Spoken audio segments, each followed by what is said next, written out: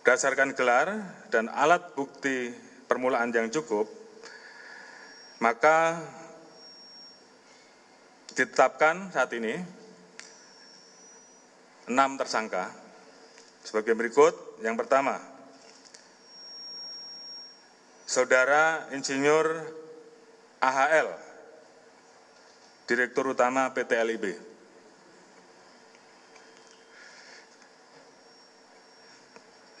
Di mana tadi sudah saya sampaikan, beliau bertanggung jawab untuk memastikan setiap stadion memiliki sertifikasi layak fungsi. Namun pada saat menunjuk stadion LIB, persyaratan layak fungsinya belum dicukupi dan menggunakan hasil verifikasi tahun 2020. Saudara AH, Ketua Panitia Pelaksana Pertandingan. Pasal sangkaan sama, 359 KUHP dan 360.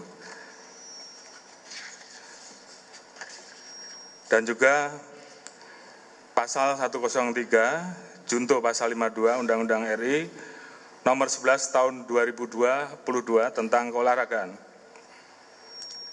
di mana pelaksana dan koordinator penyelenggaraan pertandingan yang bertanggung jawab pada LIB.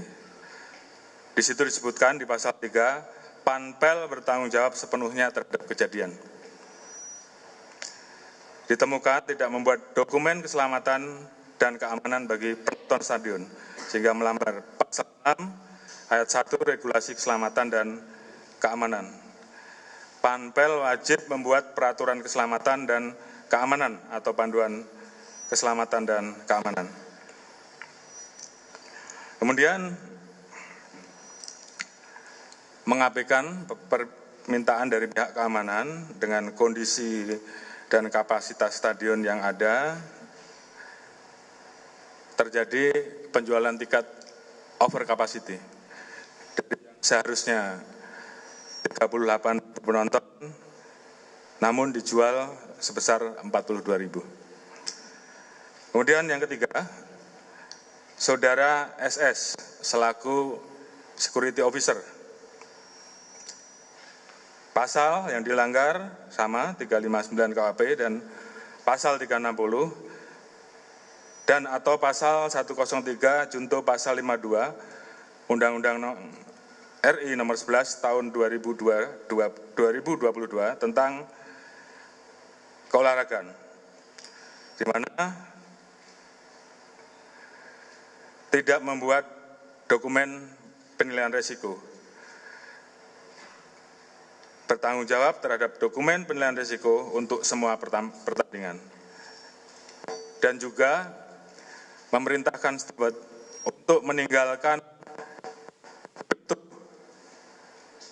gerbang pada saat terjadi insiden, di mana sebenarnya steward harus standby di pintu-pintu tersebut, sehingga kemudian pintu tersebut tentunya bisa dilakukan upaya untuk membuka semaksimal mungkin.